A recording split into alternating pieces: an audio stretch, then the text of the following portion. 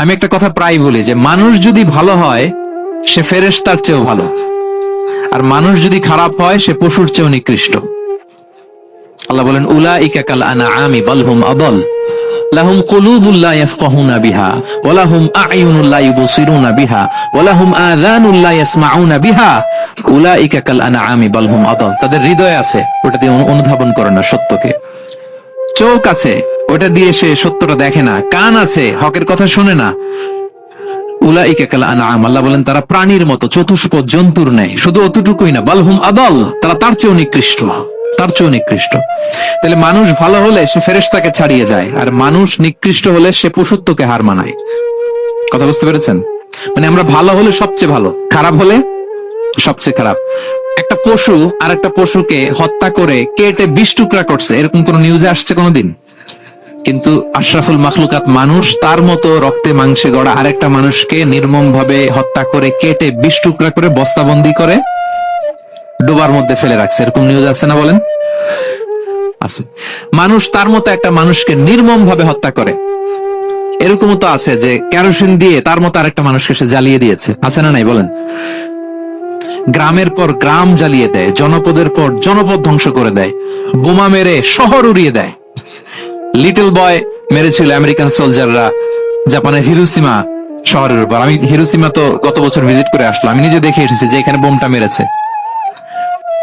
মুহূর্তের মধ্যে পুরো শহর ভ্যানিশ, এমন রেডিয়েশন। তো যেই আমেরিকান পাইলট বোমা মারতেছে সেও মানুষ, সেও কি? আর যাদেরকে ধ্বংসের জন্য এই লিটল বয় মারলো হিরোশিমাতে আর ফ্যাটম্যান মারলো নাগাসাকিতে, এরাও কি? তাহলে দেখেন, মানুষ তার মতো আরেকটা মানুষকে এরকম মেরে টুকরো টুকরো কুচি কুচি করতে সে দ্বিধাবোধ করে না। আল্লাহ, মানুষ গণহত্যা চালায়, জেনোসাইড। এই যে আমাদের বাংলাদেশে তো কিছুদিন আগে হলো গণহত্যা, হেলিকপ্টার থেকে গুলি করে বাচ্চা মেরে ফেলতেছে। কার বাচ্চা? কার কলিজার টুকরা সন্তান? Don't care. জনগণের টাকায়, ট্যাক্সের টাকায় কেনা বুলেট, হেলিকপ্টার দিয়ে জনগণকে, ছাত্রদেরকে হত্যা করা হয়েছে। দেখেন, সেও মানুষ। যারা হত্যা করতেছে, গণহত্যা, জেনোসাইড চালিয়েছে, তারাও মানুষ। তাহলে মানুষ যদি খারাপ হয়, মানুষের চেয়ে খারাপ আর কেউ হয়? আর মানুষ ভালো হলে মানুষের চেয়ে ভালো কেউ হতে পারে? মানুষ এমন জায়গায় যেতে পারে যেখানে ফেরেশতারাও যেতে পারে না। জিবরাইল ইসলামের যাওয়ার সীমানা যেখানে শেষ, মুহাম্মদ সাল্লাল্লাহু আলাইহি ওয়াসাল্লামের ঊর্ধ্ব জগতের কাহিনী সেখান থেকে শুরু। আল্লাহু আকবার। তাহলে মানুষ ভালো হলে ফেরেশতাকে ছাড়ায়, মানুষ খারাপ হলে পশুত্বকে হার মানায়। So the decision is yours. রাস্তা দুইটা, আপনি কোন দিকে যাবেন? আপনি কি ডান দিকে জান্নাতের পথে যাবেন নাকি বাঁ দিকে জাহান্নামের পথে যাবেন? সিদ্ধান্ত আপনার। আল্লাহ তাআলা বললেন লাকাদ খালাকনাল ইনসানা ফি আহসানি তাকওয়িম, আমি মানুষকে চমৎকার আকৃতিতে তৈরি করেছি। হাতের মেকানিজম কি, পায়ের মেকানিজম কি, আমার চেয়ে আপনারা ভালো জানেন। এগুলো ঘন্টার পর ঘন্টা আপনি বলতে পারবেন যে কেমন ভাবে আল্লাহ তাআলা তৈরি করেছেন। আল্লাহ বলেন মানুষকে আমি অত্যন্ত চমৎকার আকৃতি দিয়ে তৈরি করেছি। তার সৃষ্টিগত কাঠামো, তার বুদ্ধিবৃত্তিক কাঠামো, তার চিন্তাগত কাঠামো, তার আচরণগত কাঠামো, তার নৈতিকতায় তাকে এমন উচ্চ মর্যাদার আসন আমি দিয়েছি, এটা যদি সে অ্যাচিভ করে, বিলং করে, তাহলে তার চেয়ে শ্রেষ্ঠ কেউ আর হতে পারে? কিন্তু আল্লাহর দেয়া এই ক্যাপাসিটি গুলো, এই নেয়ামা গুলো যদি সে অ্যাকসেপ্ট না করে, সে যদি পশুত্বের পথে হাঁটে, সে যদি শয়তানের দেখানো পথে হাঁটে, তাহলে সে এত নিচে যাবে, অন্য কেউ আর এত নিচে যেতে পারে না। মানুষ যত নিচে যেতে পারে, ফেরেশতারাও অত নিচে যেতে পারবে না, জিন জাতীয় পারবে না, কোনো প্রাণীর পক্ষে যাওয়া সম্ভব না। তাহলে মানুষকে আল্লাহ তাআলা এমন সফিস্টিকেটেড ওয়েতে তৈরি করেছেন, চাইলে সে সবার উপরে যেতে পারে, আবার চাইলে আল্লাহর দেয়া নেয়ামত গুলোকে যদি সে ভিন্ন খাতে প্রবাহিত করে সে সবচেয়ে নিকৃষ্ট হতে পারে। সেটাই আল্লাহ বললেন সুম্মা রাদাদনাহু আসফালা সাফিলিন, এরপরে তাকে আমি হীন থেকে হীনতর করেছি, নিচ থেকে আরো নিচে নিয়েছি। সে যখন ঈমান আনে না, সে যখন সৎকর্ম করে না, সে যখন আল্লাহর শেখানো, আল্লাহর দেখানো রাস্তায় সে চলে না, সে যখন তার নফসের কথা শুনে, সে যখন তার প্রবৃত্তির গোলাম সাজে, সে সবচেয়ে নিকৃষ্ট হয়। আসফালা সাফিলিন মানে একেবারে নিচে, এর নিচে আর নাই। আল্লাহ বলেছেন ইন্নাল মুনাফিকিনা ফিদ দারকিল আসফালি মিনান নার, সেখানে আল্লাহ আসফাল বলেছেন। মুনাফিকরা জাহান্নামের একেবারে তলদেশে থাকবে। তাই মানুষ যদি ঈমান আর সৎকর্মের বলে বলিয়ান না হয়, সে এত খারাপ হয়, কেউ এত নিচে যেতে পারে না। বলেন, মানুষ যত নিচে যেতে পারে, জিন তত নিচে যেতে পারবে? ফেরেশতারা পারবে না। আর মানুষ যত উপরে যেতে পারে, ফেরেশতারা এত উপরে যেতে পারবে না। সো দুইটারই সুযোগ আপনার আছে। সুম্মা রাদাদনাহু আসফালা সাফিলিনের দুইটা ব্যাখ্যা। কোন মুফাসসির বলেছেন যৌবনের পর, যৌবনে থাকে শক্তিশালী, বার্ধক্যের সময় যখন সে নুয়ে যায়, ছোট হয়, সে একেবারে দুর্বল হয়ে যায়, সেটা বোঝানো হয়েছে।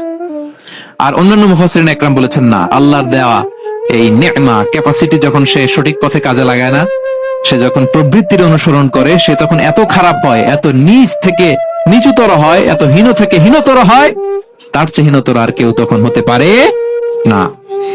সেখান থেকে বাঁচার দুটি রাস্তা আল্লাহ বলেছে। আল্লাহ বলছেন ইল্লাল্লাযীনা আমানু ওয়া আমিলুস সলিহাত, তবে যারা ঈমান আনে এবং সৎকর্ম করে তারা ছাড়া। তারা ওই নিচু থেকে নিচুতর নয়, তারা শ্রেষ্ঠতর। ঈমান এবং সৎকর্ম, ঈমান এবং আমলে সালেহাত। কোরআনের অনেক জায়গায় আপনি আয়াতটা পাবেন, ইন্নাল্লাযীনা আমানু ওয়া আমিলুস সলিহাতি কানাত লাহুম জান্নাতুল ফিরদাউসি নুজুলা। নিশ্চয়ই যারা ঈমান এনেছে, সৎকর্ম করেছে, তাদের জন্য আমি জান্নাতে ফিরদাউস রেখে দিয়েছি। আল্লাহ বলেন তারা নিকৃষ্ট হবে না যারা ঈমান এনেছে, সৎকর্ম করেছে। যারা কি এনেছে? ঈমান। আর কি করেছে? সৎকর্ম করেছে। ইল্লাল্লাযীনা আমানু, যারা ঈমান এনেছে, সৎকর্ম করেছে, ফালাহুম আজরুন গায়রু মামনুন, তাদের জন্য রয়েছে অফুরন্ত পুরস্কার, মানে জান্নাত। তাদের জন্য কি? ওই জান্নাতে যেতে আমরা চাই কি চাই না বলেন? রাস্তা কয়টা? এটা চলে গেছে ডান দিকে, এটার গন্তব্য হচ্ছে ডেস্টিনেশন জান্নাতুল ফেরদাউস। আর এটা শয়তানের পথ, এটা আপনার প্রবৃত্তির দেখানো পথ, এটা চলে গিয়েছে জাহান্নামে। So now the decision is years. আপনার ডিসিশন, কোন দিকে যাবেন, ডানে না বায়ে? জান্নাতে না জাহান্নামে? জান্নাতে যেতে চাই আমরা। ফালাহুম আজরুন গায়রু মামনুন, তাদের জন্য আছে অফুরন্ত নেয়ামত, অফুরন্ত পুরস্কার। আমরা যেন সেই পুরস্কার লাভে ধন্য হতে পারি, আমরা সবাই বলি আমিন। আল্লাহ বলেন এইভাবে চারটা কসম করার পরে, এত গুরুত্বপূর্ণ বার্তা হাজির করার পরে, তোমার ঘুমন্ত বিবেককে জাগিয়ে তোমাকে বার্তা দেওয়ার পরেও কিভাবে তুমি অস্বীকার করতে পারো আখিরাতকে? ফামা ইউকাযযিবুকা বা'দু বিদ্দিন, এরপরেও কোন বিবেকে, কোন আকলে, কোন সাহসে তুমি কর্মফল দিবসকে অস্বীকার করো? কোন সাহসে? এখানে দিন দ্বারা উদ্দেশ্য কর্মফল। ভালো করলে যে ভালো পাবে, খারাপ করলে যে খারাপ পাবে, দিনের অনেক অর্থ, এটা তাফসিরে গেলে সময় কুলাবে না। ফামা ইউকাযযিবুকা বা'দু বিদ্দিন, এরপরেও কর্মফলকে অস্বীকার করার সাহস তুমি কোত্থেকে পাও? কিসে তোমাকে উদ্বুদ্ধ করে কর্মফল দিবসকে অস্বীকার করতে? আলাইসাল্লাহু বিআহকামিল হাকিমিন, আল্লাহ তাআলা কি শ্রেষ্ঠ বিচারক নন? সূরা আবু দাউদে আল্লাহর হাবিব সাল্লাল্লাহু আলাইহি ওয়াসাল্লাম বলেন, কেউ যদি সূরাতুত তিন তেলাওয়াত করে, করতে করতে যদি শেষ আয়াতে চলে আসে, আর সে যখন পড়ে আলাইসাল্লাহু বিআহকামিল হাকিমিন, আল্লাহ তাআলা কি শ্রেষ্ঠতম বিচারকদের মধ্যে সর্বশ্রেষ্ঠ বিচারক, জাজ নন? তখন সে যেন উত্তর দেয়, এটা তো আল্লাহর প্রশ্ন, আলাইসাল্লাহু বিআহকামিল হাকিমিন, আল্লাহ আমাদেরকে প্রশ্ন ছুড়ে দিয়েছেন যে আল্লাহ তাআলা কি শ্রেষ্ঠ বিচারক নন? তখন যে তেলাওয়াত করে সে যেন বলে বালা বালা ওয়া আনা আলা যালিকা মিনাশ শাহিদিন। বালা মানে অবশ্যই, হ্যাঁ আল্লাহ অবশ্যই আপনি শ্রেষ্ঠ বিচারক, আর আপনি যে শ্রেষ্ঠতম বিচারক এই সাক্ষী আমি দিচ্ছি, এই ঘোষণা আমি দিচ্ছি। পড়েন সুবহানাল্লাহ। আপনি দেখবেন মসজিদুল হারামে, হারামুল মাক্কিতে যখন তেলাওয়াত করে ইমাম সাহেবরা, এই আয়াতের পরেই যদি রুকুতে যায়, দেখবেন ফিসফিস করে বলে যে বালা বালা ওয়া আনা আলা যালিকা মিনাশ শাহিদিন। আমি নিজে শুনেছি, দেখবেন ওনার এটা পরে, কারণ আল্লাহ এখানে প্রশ্ন ছুড়ে দিয়েছেন। আর উত্তর হিসেবে বলতে হবে বালা ওয়া আনা আলা যালিকা মিনাশ শাহিদিন, আল্লাহ অবশ্যই আপনি শ্রেষ্ঠ বিচারক। আল্লাহর চাইতে শ্রেষ্ঠ বিচারক আর হতে পারে? আমরা কত লাকি যে আল্লাহর আহকামুল হাকিমিন হিসেবে বিচারক পেয়েছি। আমাদের বিচার যদি অন্য কেউ করতো, নিজেরা যদি নিজেদের, আল্লাহ যদি বলতো তোরটা বিচার তুই কর আর তোরটা তুই কর, কি অবস্থা হইতো বলেন? যার সাথে যার শত্রুতা আছে ওইখানে দেখাই দিত। কিন্তু আমরা বিচারক হিসেবে পেয়েছি কাকে? আল্লাহ কি পার্সিয়ালিটি করবে বিচারে? স্বজন প্রীতি করবে?